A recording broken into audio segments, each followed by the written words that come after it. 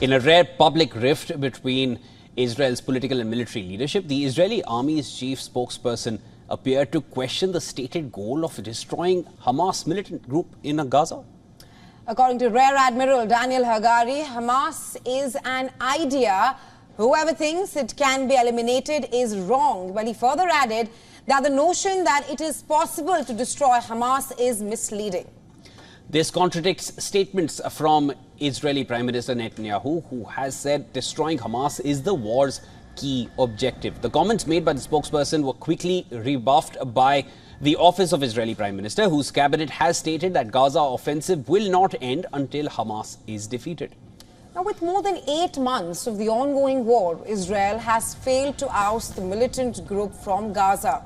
Frustration has been mounting with no clear end or post-war plan in sight. Due to all these problems, which are continuing to mount for Israeli Prime Minister Benjamin Netanyahu, both at war front and also back at home.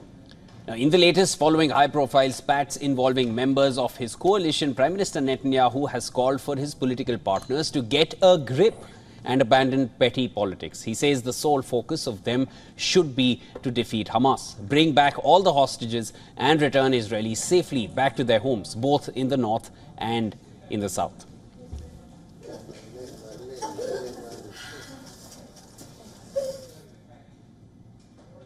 Meanwhile, on the war front, a merchant ship is thought to have sunk in the Red Sea after a deadly attack by Yemen's Houthis forced it to be abandoned last week.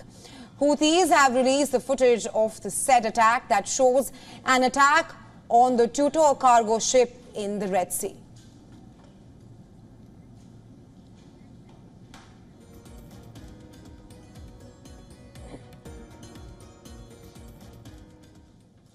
And after a series of ship attacks in recent days by the group, American forces have destroyed 2 sites in Yemen belonging to the Houthi rebels. It added that in the past 24 hours itself, the American forces have additionally destroyed 2 uncrewed surface vessels of the Houthi rebels in the Red Sea.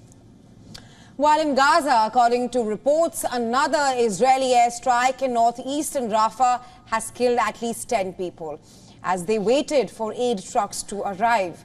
The Palestinians would then rush to the European hospital in Khan Yunis after the Israeli bombardment.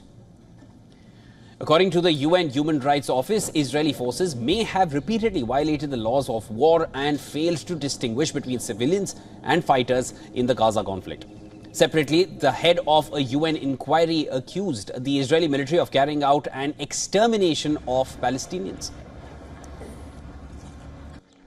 So, I don't know whether it's one of the most moral armies in the world or not. But what I do have expertise in and what I do have authority to do is make assessments of criminal conduct. And we've done that in relation to the recent events, and you can see that in the report. And the only conclusion you can draw is that the Israeli army is one of the most criminal armies in the world.